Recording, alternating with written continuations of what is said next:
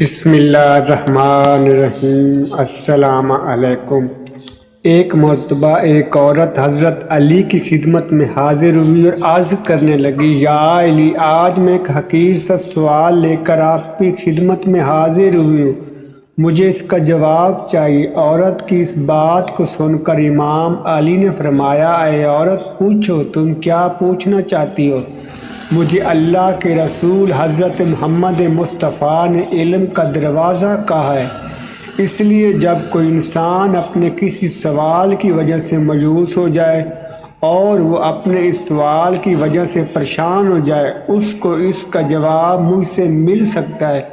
اے عورت، پوچھو، تم کیا پوچھنا چاہتی ہو؟ امام علی کی بات سن کر عورت عرض کرنے لگی، یا علی، ایک شخص مجھ سے بہت زیادہ محبت کرتا ہے، لیکن وہ مجھے چھونے کی کوشش کرتا ہے اور وہ اپنی جنسی خواہش پوری کرنے کے لیے مجھے ملنے کی کوشش کرتا ہے۔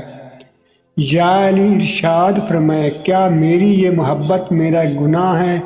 عورت کا یہ کہنا تھا کہ امام علی نے فرمایا، اے عورت، یاد رکھنا، محبت کا تعلق جسمانی مزے سے نہیں، جسمانی خواہش سے نہیں، بلکہ محبت کا تعلق روح کے سکون کے ساتھ ہوتا ہے، اور یہ سکون انسان کو تب ملتا ہے جب وہ کسی کی محبت کے اندر اپنے وجود کو خم کر دے۔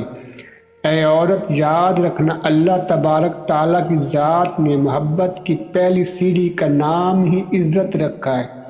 اور اے عورت، یہ بھی یاد رکھنا، جو شخص تمہارے ساتھ محبت کرتا ہے، اگر وہ زمانے کے نزدیک تمہیں وہ رشتہ نہ دے سکے جس میں عزت ہو، تو وہ محبت نہیں۔